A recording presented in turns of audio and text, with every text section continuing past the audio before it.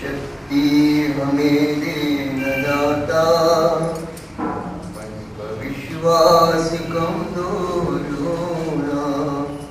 इतनी शक्ति हमें देना दाता, मन का विश्वास कमजोर होना। हम रहे आप ही के सहारे, सहारा न होना। हम रहे आप ही के सहारे, सहारा न होना।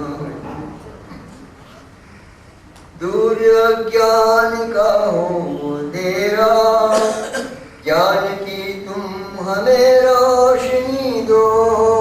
दूर अज्ञान का हो अंधेरा, ज्ञान की तुम हमें रोशनी दो। भूल खुशियों के बाटे सभी में, दे दो जो भी भली जिंदगी दो। वैर होना किसी का किसी से, भावना मन में बदले की होना। हम चलेंगे एक रास्ते पे हमसे, भूल होना। इतनी शक्ति हमें देना दाता, मन का विश्वास कमजोर होना। हम चलेंगे एक रास्ते पे हमसे, भूल होना। ये न सोचे हमें क्या मिला है, हम ये सोचे किया क्या है अर्पण। ये न सोचे हमें क्या मिला है, हम ये सोचे किया क्या है अर्पण। मेरे दादा हमें दो सहारा, भर दो खुशियों से हम सब का दामन। मेरे दादा मुझे दो सहारा, भर दो खुशियों से हम सब का दामन। अपनी करुणा का सागर बहाकर, कर दो पावन हर एक मन का सोना। हम चलेंगे एक रास्ते पे हमसे, कोई भूल होना। इतनी शक्ति हमें देना दाता, का विश्वास कमजोर हो।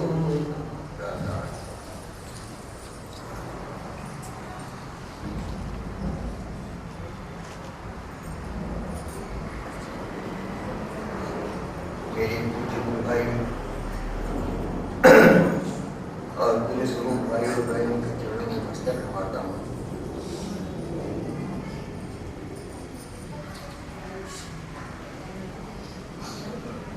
आज का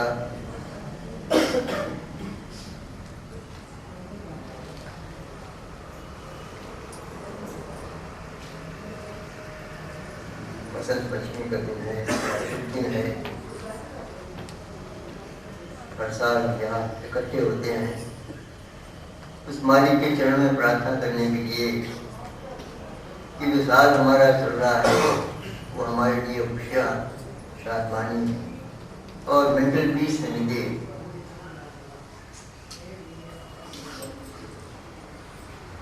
मैं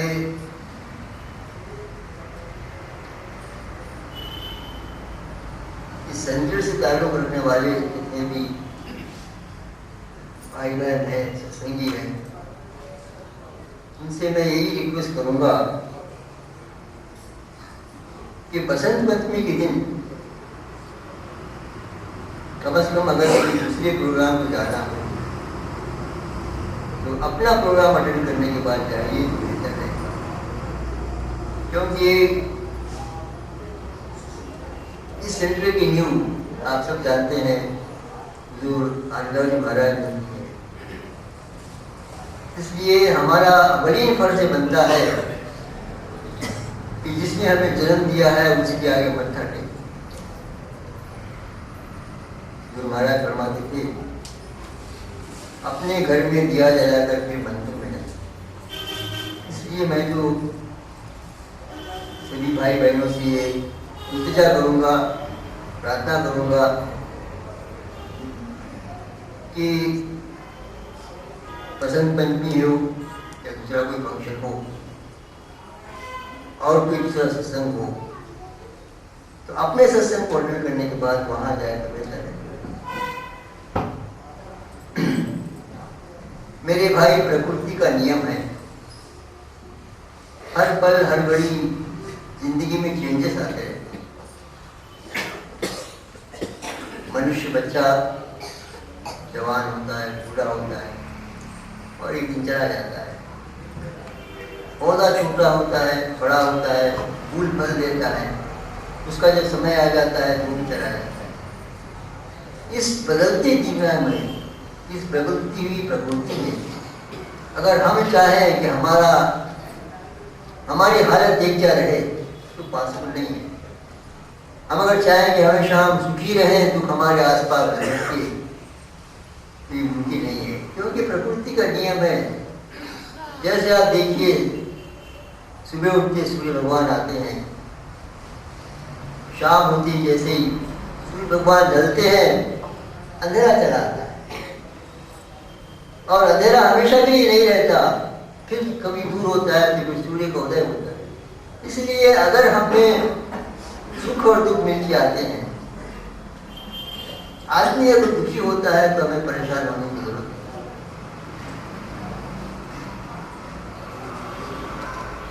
क्योंकि ये प्रकृति के नियम के अनुसार दुखों के बाद सुख का आना जरूरी है।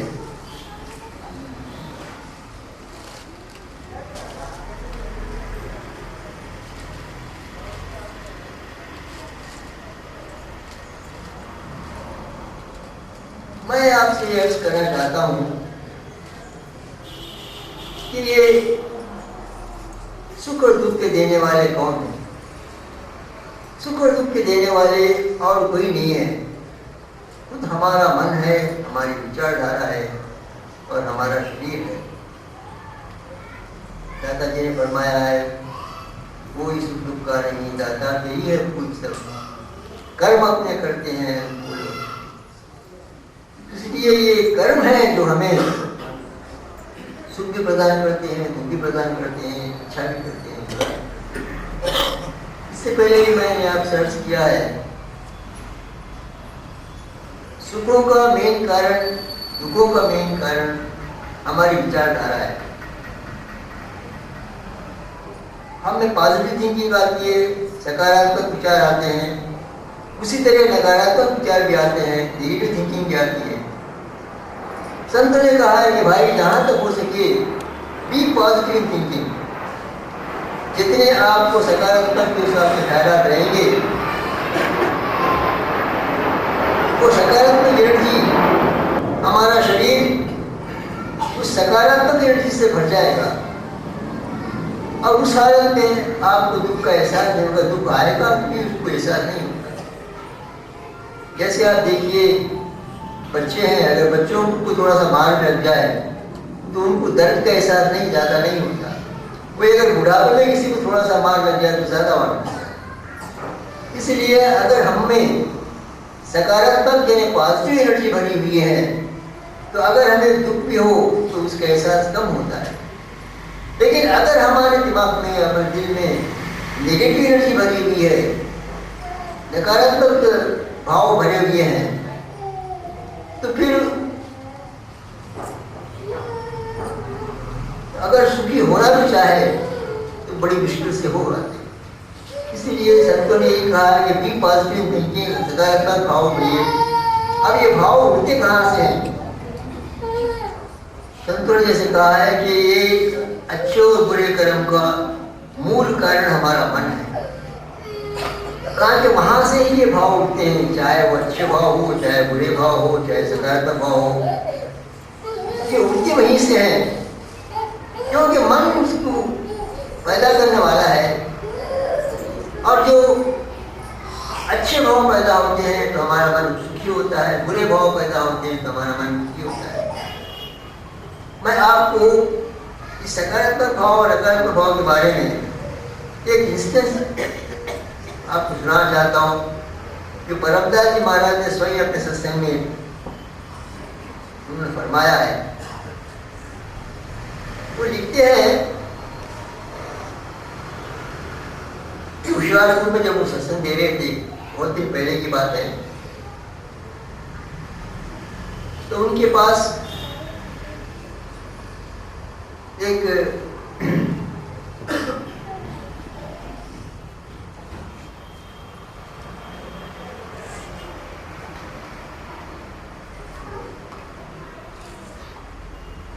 दो लड़कियां आए उनके पास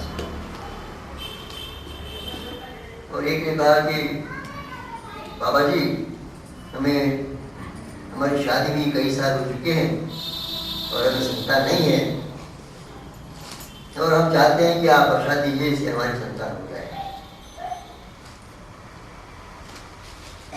तो उधर महाराज ने कहा ठीक है, आप बैठ जाइए, मैं सत्संग के बाद अभ्यास में जाऊंगा, अभ्यास में जाने के बाद जो आपको प्रसाद दूंगा मैं। तो सत्संग के बाद अभ्यास करने के बाद उधर महाराज ने उन दोनों लड़कियों को कुछ प्रसाद दिया और वो चली गई। लेकिन इसके बाद उन्होंने कहा कि ठीक है, क्योंकि संतान की इच्छा है, कोई संतान हो जाएगी, कोई फिक्र करने की जरूरत नहीं है। तो ये समय गुजर गया, 1 साल 2 साल के बाद वही लड़की फिर आई मेरे पास, बोले बाबा जी, आपसे 2 साल पहले प्रसाद में लिया था, लेकिन हमें संतान नहीं हुई। तो महाराज सोच रहे हैं चलो ये कैसे हो सकता है, मैं अभ्यास करने के बाद उनको मैं प्रसाद बना के दिया, तो ये संतान नहीं होना ये तो कुछ मामूली सी बात है। बोले ठीक है बेटी, मुझे बता कि हुआ क्या है, यहाँ से कुछ चलेगी। और उस दिन अकेली आई क्या, तेरे साथ कोई और थे? बोले मेरी एक दूसरी रिश्तेदार बहन थी, वो भी आई थी और हम दोनों को आपने प्रसाद दिया महाराज जी। तो फिर उन्होंने कहा कि उसे क्या हुआ, उसे बच्चा हुआ, मुझे बच्चा नहीं। तो महाराज समझ गए कहीं ना कहीं कुछ गड़बड़ जरूर है। तो बोले बेटी क्या हुआ, तुम डिटेल से बता।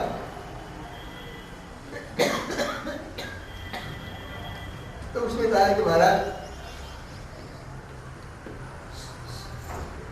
मैं प्रसाद लेके यहाँ से गई और प्रसाद खाने के बाद 2 महीने कुछ अच्छा मालूम हुआ और मेरा पीरियड भी 2 महीने मिस हुआ और मुझे भरोसा हो गया था कि आपके प्रसाद से मेरी क्षमता होने वाली है और सब कुछ अच्छा चल रहा था।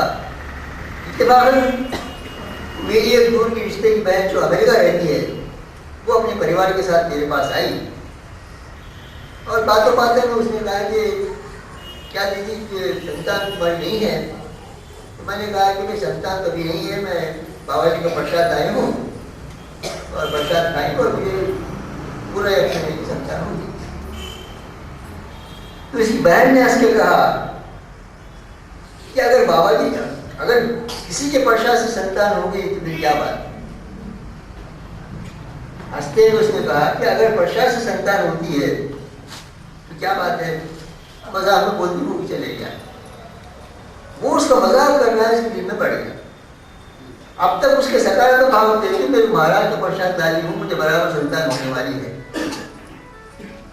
जैसे उसकी जो उसकी बहन ने कहा कि भाई प्रसाद से कहीं संतान होती है क्या, तो वो नकारात्मक भाव उसके दिमाग में बैठ गया कि भाई महाराज प्रसाद से संतान कैसे होगी। वो तो कुछ दिन थे, 15-10 दिन तक चले गए। अब उनके दिमाग में उसके वो ख्याल हमेशा आता था कि प्रसाद से संतान कैसे होगी, प्रसाद से संतान कैसे होगी। नेगेटिव ख्याल दिल में बात है। उसको बच्चा से आके जो मैसेज रुक गए थे वो शुरू चालू हो गए और उसके दुखी रहने लगी। अब उसने कहा कि ये तो बेकार है, काम होता। तो वो चीज़ों बात महाराज को सुनाई। तो महाराज समझ गए कि ये सब इसकी है। तो उन्होंने कहा कि बेटे तुम्हारे साथ जो लड़की आई थी उसने प्रसाद किया था। तो बोले महाराज जी उसको तो बच्चा हो गया।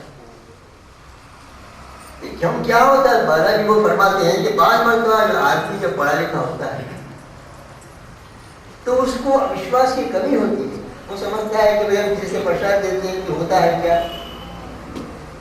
जिसके पास विश्वास की कमी होती है उसे फायदा कम होता है, विश्वास की जो दृढ़ता होती है उसे विश्वास नहीं ज्यादा होता है। क्योंकि दूसरी बच्ची अनपढ़ थी, उसे महाराज जी को विश्वास था कि मेरे पश्चात जाएगी और पश्चात से मुझे बच्चा होगा।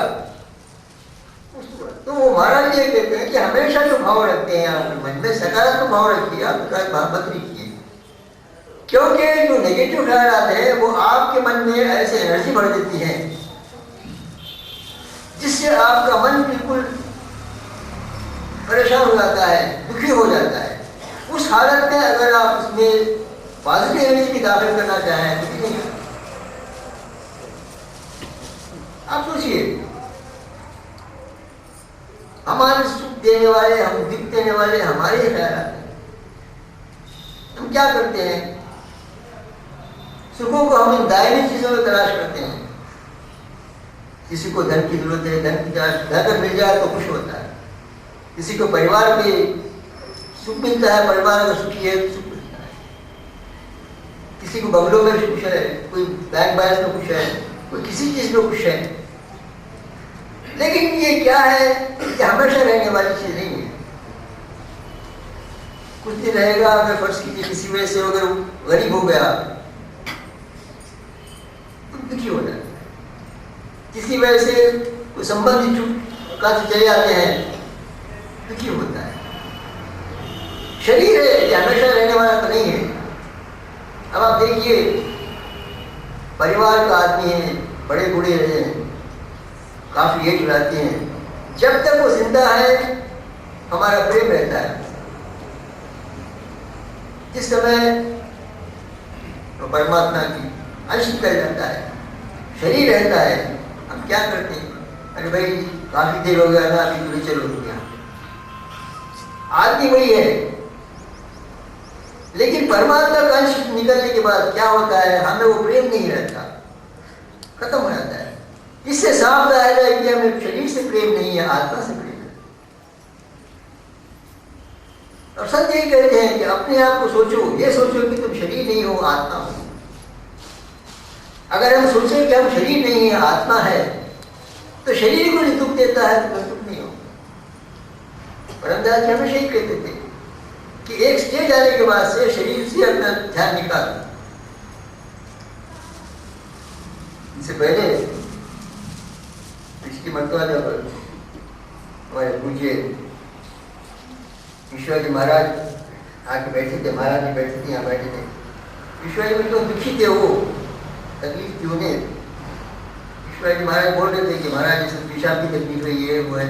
तो महाराज ने यही कहा, ईश्वर महाराज जी अपने शरीर से छोड़ो, अपना ध्यान शरीर से निकालकर आत्मा को टिकाओ, तो तुम्हें दुख का एहसास नहीं होगा।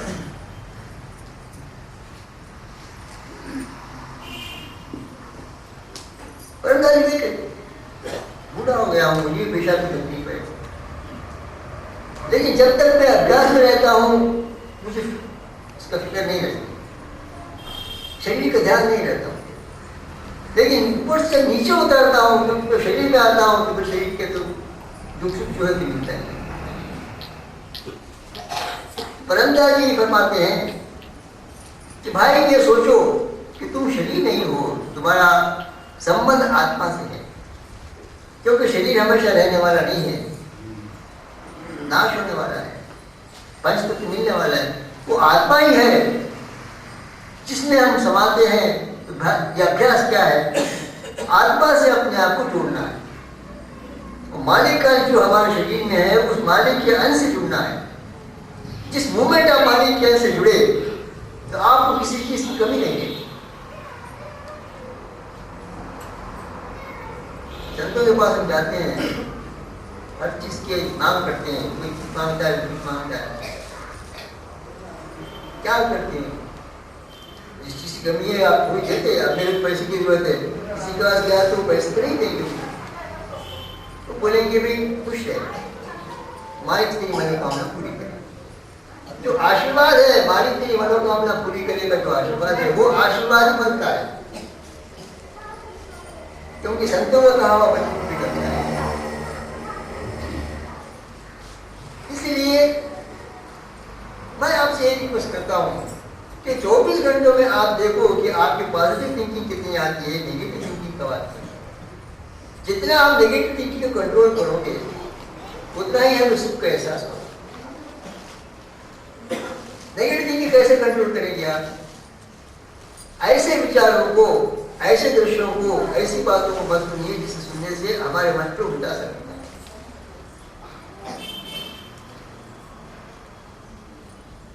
फर्ज कीजिए हम बाग में रह रहे हैं,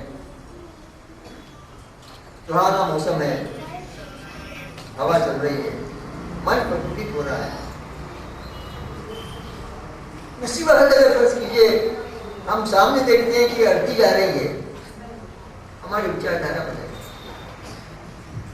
तो खुशी कम हो जाती। हम वही हैं, हालात वही हैं, शरीर वही है, विचारधारा बदल जाती। खुशी का माहौल जाएगा, गम का माहौल में गिर रहा है। हम सोचते हैं बेचारा चला गया, तो जो खुशी आपके मन में होती वो खुशी कम हो जाती। इसलिए संत ये कहते हैं कि भाई ऐसे चीजों से दूर रहो। विचारधारा एक तो इंद्रियों से प्रकट होती है, ये ख्यालों से प्रकट होती है। इंद्रियों से क्या प्रकट होती है? आपके मन में जो विचार आएगा, अब जैसे कि मैं निजामाबाद से आया, मेरे मन में विचार था कि आप लोगों का दर्शन करूंगा, आज बसंत पंचमी है, पिछले वक्त नहीं आया, मैं मुझे तकलीफ हुई, इसलिए आज जाना जरूरी है। जिस सेंटर ने मुझे वहां से यहाँ बिठाया है, ये मेरा फर्ज होता है कि आखिरी वक्त तक मैं यहाँ हूँ, ड्यूटी जगह करूँ।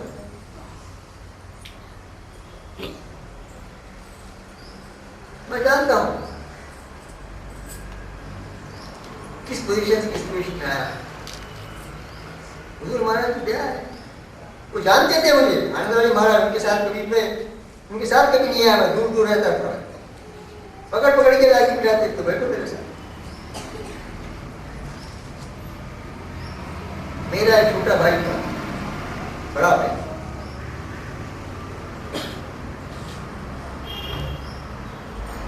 बचपन में उधर महाराज की बातें थे।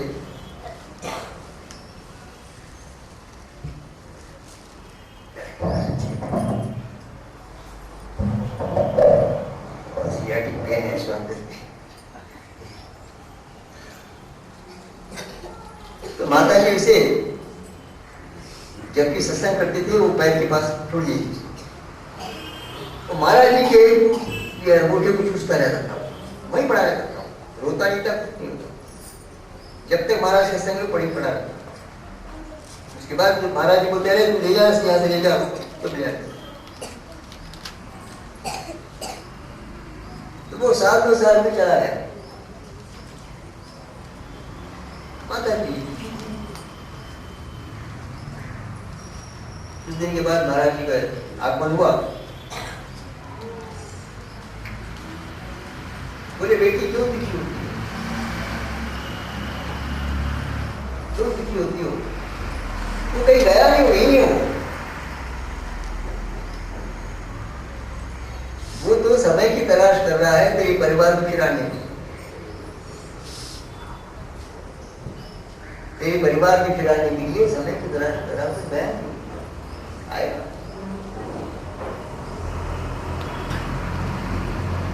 अगर अब आया तो उसकी देखभाल अच्छा करना, क्योंकि उससे मुझे ज्यादा काम लेना है, देखभाल अच्छा करना। और बस जाएगा।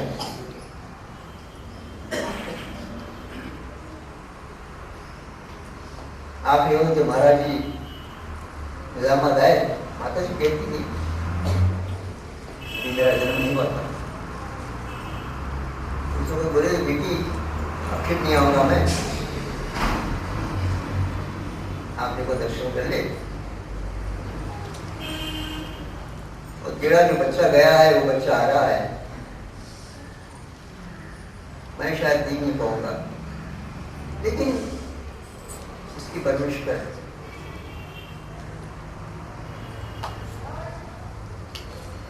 तो वो देखिए महाराज जी को मालूम था कि आगे क्या होने वाला है, तो नहीं का प्रश्न। इसलिए मैं कहने का मतलब ये है कि मैं इस संत पर पहले सत्संग कराते थे, कभी कभी बैठता है सत्संग में, वो किसी मेरे साथ बैठा कर।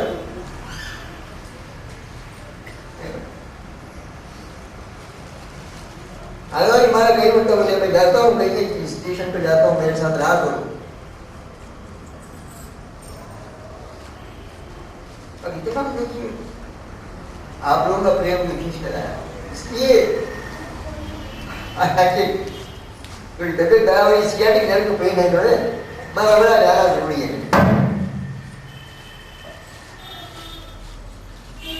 इसलिए मैं कहता हूं, अब आगे किसने देखा है क्या होने वाला है। हमारे बाद इस महफिल में अफसाने बयां होंगे, बहारे हमको ढूंढे कि न जाने हम कहां।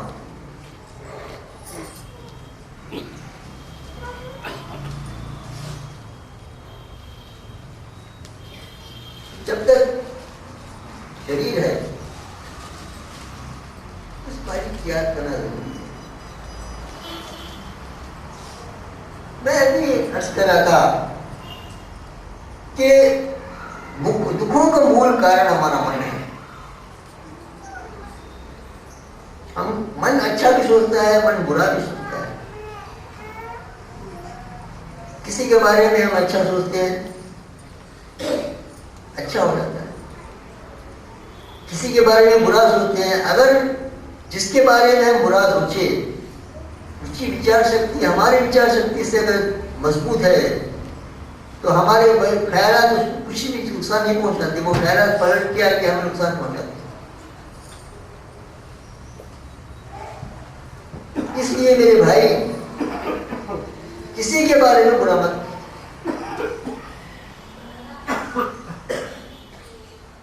सोचने की जरूरत नहीं। जो कुछ होता है अपने अंदर रख दो। जो अच्छा है अच्छा होगा, जो बुरा है बुरा होगा। इसलिए संत में पहला उसूल क्या है?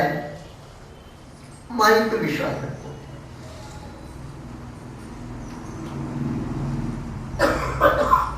ये चीज संपत्ति क्या बताता है कि आप करता नहीं है, करता कोई और है। काम करने वाले ईश्वर की कृपा से जो समय आपको मिला है अच्छी तरह से किया।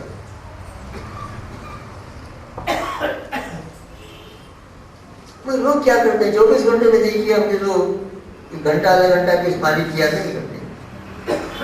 क्यों नहीं करते? क्योंकि हमारे मन में नेगेटिव थिंकिंग चलती रहती है।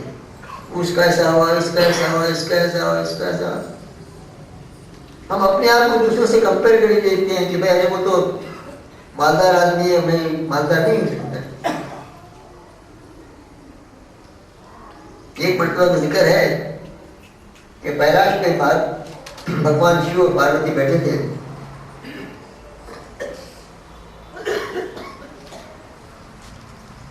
तो माता ने कहा कि आपके तो बहुत सारे भक्त हैं महाराज,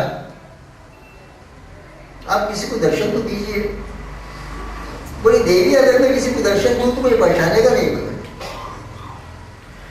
दर्शन दूंगा लेकिन इस देश की तो नहीं दूंगा, मैं चाहूंगा। बोले ऐसा कैसे महाराज, आपके भक्त आपको नहीं पहचाने, हो नहीं सकता। ठीक है देख लो तो तुम्हें अगर बुरा नहीं है देख लो। तो वो किसी गांव में दो भाई थे, पिताजी के बनने के बाद से।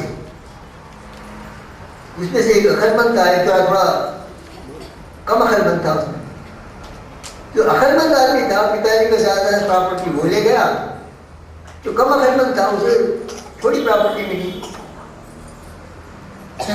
उसका बड़ा मकान बन गया, छोटा मकान बन गया। और हमेशा जो मालदार आदमी था उसके दिल में कुछ छोटे भाई के लिए कुछ न कुछ बुराई सोचता था। अरे क्यों ऐसे क्या है, क्योंकि वो सोचता था कि अगर ले रहता तो पूरी प्रॉपर्टी मिल जाती थी।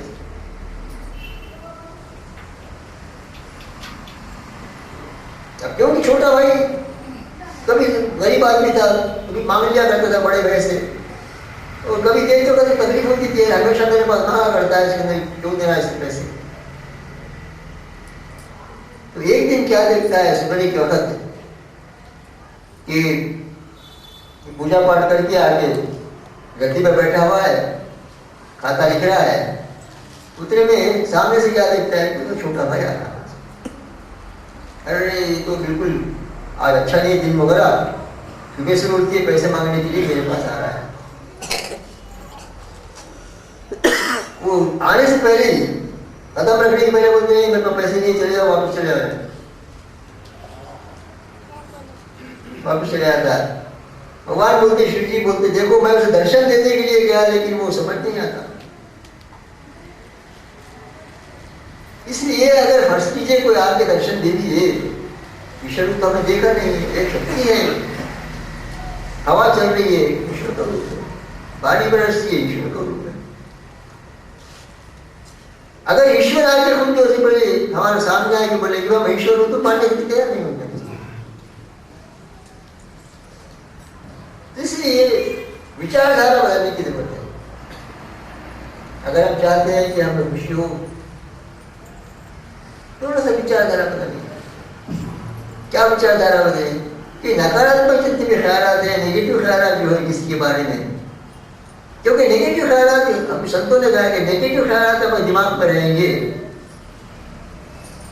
तो वो जो उसकी एनर्जी है, वो नेगेटिव एनर्जी आपको परेशान करती रहेगी। पॉजिटिव एनर्जी जो है वो अगर आना चाहे तो नहीं आ सकता। देखिए जैसे कि पानी का घड़ा है, पूरा लबालब भर गया है, उसमें अगर और पानी डालेंगे तो छलक जाएगा, लेकिन अंदर जाएगा नहीं। हम क्या मांगते हैं ईश्वर से? हमारे प्रियॉक्यूपाइड थॉट्स होते हैं, ईश्वर मुझे पैसा चाहिए, रुपया चाहिए, मैं बिजनेस से चले, बच्चों की शादियां हो।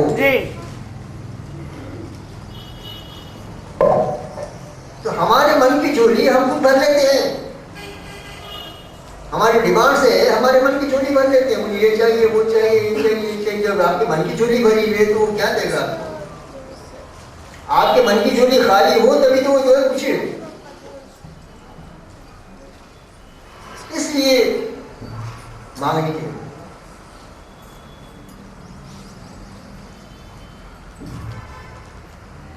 दादाधारी महाराज, भाई जी महाराज से क्या, भाई जी कभी किससे मांगना नहीं, ईश्वर देता है। उसको मालूम है कि आपकी जरूरियात क्या है। उन्होंने एक चीज भाई जी को बहुत अच्छी समझाई। बोले भाई जी अगर कभी भूखे हो तो एक जगह बैठ जाना और ये ध्यान करना कि आपका पेट भरा हुआ है। अगर भूखे हो तो एक जगह बैठना और ये ध्यान करना कि आपका पेट भरा हुआ है। थोड़ी देर के बाद आपको भूख नहीं रहेगी, आपको ऐसा मालूम हुआ कि पेट भरा हुआ है। इसीलिए हमेशा ये कोशिश करो कि आप धनवान हैं, आप खुश हैं, आप सेहतमंद हैं। क्योंकि जो ख्यालात है, पॉजिटिव ख्यालात हैं, आपको खुशी देंगे। अगर आपका रुपया नहीं तो रुपया आएगा, बीमार है तो सेहतमंद हो जाओगे।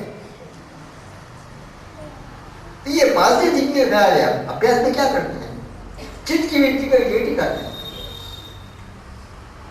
जिस वक्त गई वो मालिक की धार से मिल गई, एक सेकंड के लिए क्या नहीं मिलती, हमें खुशी का आनंद होगा, खुशी का एहसास होगा। इसीलिए संतों के पास जाके क्या मिलता है? सब मिलता है, आनंद मिलता है। एक मरदा परमदास जी महाराज के पास एक जोड़ा आया, शादीशुदा जोड़ा था, उनके पिताजी ले आए। बोले महाराज कई दिन उनकी शादी उनकी हो चुकी है लेकिन संतान नहीं है, आप प्रसाद दिए सब संतान हो जाएगी। तो चेहरा देख के बोले कि दोनों को संतान की इच्छा नहीं है, मैं प्रसाद दे के फायदा क्या? दोनों को संतान की इच्छा नहीं है, मैं दे के फायदा, प्रसाद दे के क्या फायदा? प्रसाद नहीं होगा। तो इच्छा होना जरूरी है, इच्छा के बगैर कुछ नहीं मिलता। किस चीज की इच्छा होना? जिस चीज की आपको इच्छा है आप दिल में वही ख्याल पैदा करते जाइए। आप पैसे की जरूरत है, पैसे की जरूरत है, पैसा चाहिए, पैसा चाहिए, पैसा चाहिए, वो अगर ख्याल पकती जाएगी तो पैसा जरूर आएगा, गारंटी। ये विचारधारा की शक्ति है। हम क्या करते हैं, अरे हम बीमार पड़े गए, हम यहाँ दर्द दे रहा है, वहां दर्द दे रहा है, पैसे नहीं, क्या करना है, वो देखो बच्चे को पैसे देने हैं, बच्चे को पैसे देने हैं, उसकी एजुकेशन के लिए नहीं है, उसको फीस देने के लिए। हमेशा हम कमी की सोचते हैं, इसलिए परेशान। संत क्या कहते हैं कि भाई कमी के मत सोच तुम, आप सोचिए कि भाई उसके मालिक के चरणों में प्रार्थना करो, मुझे यही जरूरत है, उसकी भी जरूरत नहीं है आपको। आपके मन में अगर विश्वास है, प्रेम है, ईश्वर के प्रति, गुरु के प्रति किसी की तरह प्रेम है, आंख बंद करके बोलो, इसे मालूम है क्या हो गया, बराबर है। अब दूसरों का तजुर्बा हो ना हो, मेरा तजुर्बा था।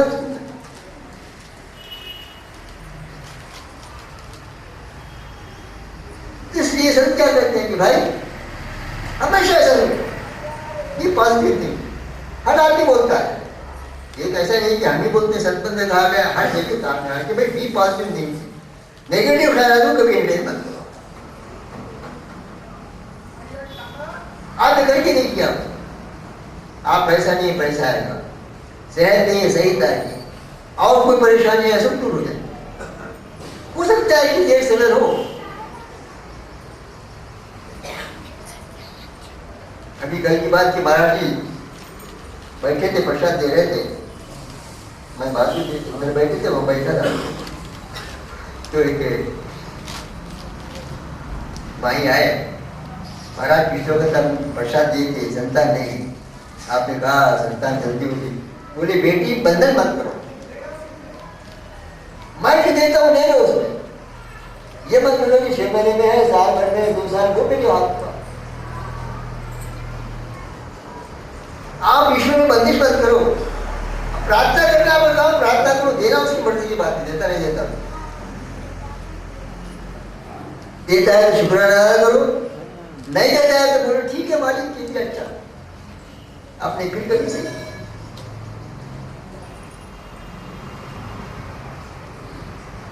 ये अगर एटीट्यूड हम पैदा करें,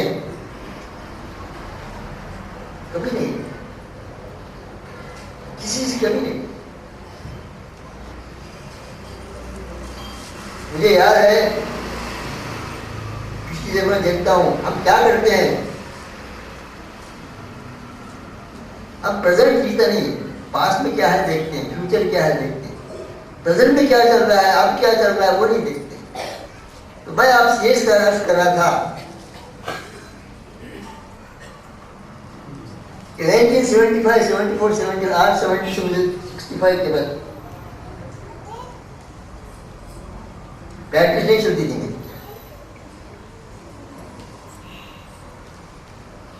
और भाई जी उस वक्त तो छोड़ दिए थे, बहस में इसमें कुछ पूरी बनती नहीं, किताबत करते थे। तो उस जमाने में मेरी इनकम 375 रुपये थी, बड़ी मुश्किल से 375, 380, 400 रुपये। अगर मैं सोचूं कि 300 से 400 रुपये में मैं परिवार को चला के, बच्चों को एजुकेशन दिला के, बच्चों को सेटल करके ये पोजीशन में आके किसकी बेस क्या है, कौन दे मददगार मेरा, किसने दिया, जिससे एक नए पैसा पूछेंगे। जब ये ख्याल आता है सर झुक जाता है, जिसने जन्म दिया है वो सम्मान करता है। इसीलिए हर एक के साथ कुछ ना कुछ मत होता है, मेरे साथ क्यों गया मैंने कहा, सच्चे रहो। एक इंस्टेंट भाई जी का बता तुम्हारा, रेस में चलती थी, चक्की में बैठते थे, चक्की आटे की पीसती थी, उस जमाने में आज से तकरीबन 40-50 साल पहले की बात है। तो सुबह से शाम तक बड़ी मुश्किल से 10 रुपए की उम्र आमदनी होती थी। तो एक बढ़ता तो कमर्शियल टैक्स का इंस्पेक्टर आया, चेकिंग करा, कुछ भी क्या मिलता उसमें, 8 आने 10 आने 2 4 आने 8 आने जमा करते थे, चक्की है ये।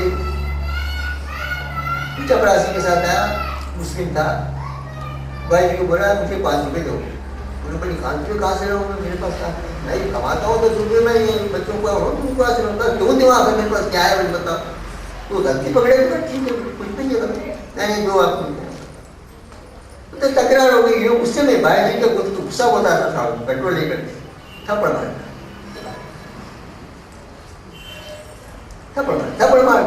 गवर्नमेंट सरपंच को थप्पड़ मारना बहुत बड़ा जुर्म है वो। अब वो जाके कंप्लेंट लिखा दिया, थप्पड़ मारे, कोर्ट में पेश, क्रिमिनल केस। ये जब मैं प्रैक्टिस स्टार्ट किया तो रूपा रेड्डी बोल के हमारे वकील थे एक पुराने, तो वो बता दे देखो तुम्हारे पिताजी के मैं वकील था, मैं ऐसा हुआ वही बोले थप्पड़ मारे था, केस बुक का क्रिमिनल केस बुक का पकड़ो, पकड़ के ले गए, जाके कोर्ट में आ गए। ये इंस्पेक्टर मुस्लिम, वो जज भी मुस्लिम,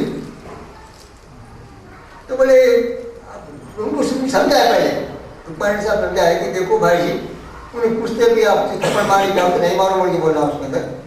उन्होंने बोले मैं थप्पड़ मारूंगा तो मारूंगा बोले, मारूंगा बोले तो फिर वकील गए, आप मारूंगा बोले बोले भाई वकील क्या, फिर उसमें आप भी जाके बोल रहे हो उसकी समझ, मैं अभी बचाने की कोशिश करूँ, अब मैं थप्पड़ मारूंगा बोले बोलते कैसे, कुछ भी हो मैं थप्पड़ मारा आपकी क्यों बोले मैं खड़े रहता हूँ, स्टेटमेंट रिकॉर्ड करे, स्टेटमेंट रिकॉर्ड करता हूँ, क्या भाई आप थप्पड़ मारे क्या, उनको बहुत बार थप्पड़ मारा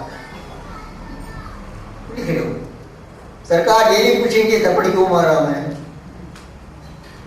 थप्पड़ मारे नोट कर लिए क्या बोलो जुर्माना में जो भी डालना था तो सरकार आप यही पूछेंगे कि थप्पड़ मारा क्यों मैं आकर, हाँ क्यों मारे आकर, क्यों सब ले देखो भाई बड़ी मुश्किल से 10 रुपये कमाता था, ये साहब आके मुझे 5 रुपये दे बोल के बोले, अब मेरी गलती नहीं है, मैं क्यों दूं उसमें, तो उनको पूछे इंस्पेक्टर क्या नहीं पैसे पूछे, रुष्वत पूछे, उस जमाने में एक नया पैसा रुष्वत देना तो जुर्म था, क्या पूछे क्या, उन्हें खामोश पड़ा। इंस्पेक्टर क्या बोलता हूँ, चपरासी क्या भाई तुम पूछा क्या, हो साहब पूछो, केस खत्म, जाओ। तो सच ही है, तो हमारे वकील साहब बोलते हैं देखो तुम्हारे पिताजी ऐसा करेंगे इस बदल, सच्चाई की चीज होती है इस तरह से। तो मेरे कहने का मतलब ये है कि जहां तक हो सके अपने से किसी को नुकसान नहीं पहुंचाओ, अपने किसी से बुरा मत सोचो, क्योंकि जितने नकारात्मक जो ख्यालात आएंगे आपके दिमाग में, जैसे मैंने अभी अर्ज किया, वो क्या एनर्जी, नेगेटिव एनर्जी बढ़ जाती है, नेगेटिव एनर्जी बढ़ जाएंगे आपके, क्योंकि ऐसा है हमारा मन क्या है, तो शांत तालाब के माने में उसमें छोटी सी अगर कंकरी की डालें आप उसमें तो लहरें उठती, मन हलचल होता, डिस्टर्ब होता, जिस वक्त मन में हलचल पैदा हुई आदमी परेशान हो। इसलिए मेरे भाई आज की शुभ अवसर पर मैं तो उस मालिक से प्रार्थना करूंगा कि जितने हम यहाँ पे हैं तो हमारी जो मनोकामना है, जो हम चाहते हैं वो हमें न दे, लेकिन जो वो चाहता है जिसमें हमारी भलाई है वो हमें प्रदान करे तो ठीक रहेगा। ये मैं हुजूर मौला मुक़द्दस दातादार जी के चरणों में मैं प्रार्थना करता हूँ कि वो हमें सुख दे, शांति दे। बहुत दिया देने वाले ने तुझको, आंचल ही न समाए तो क्या कीजिए, बीत गए जैसे ये दिन रहना, बाकी भी कट जाए दुआ कीजिए, जो भी दे दे मालिक तू कर ले कबूल, कभी कभी कांटों में भी खिलते हैं फूल, यहाँ देर नहीं है अंधेर नहीं, घबरा के तू बुला मत कीजिए, बहुत दिया देने वाले ने तुझको, आंचल ही न समाए तो क्या।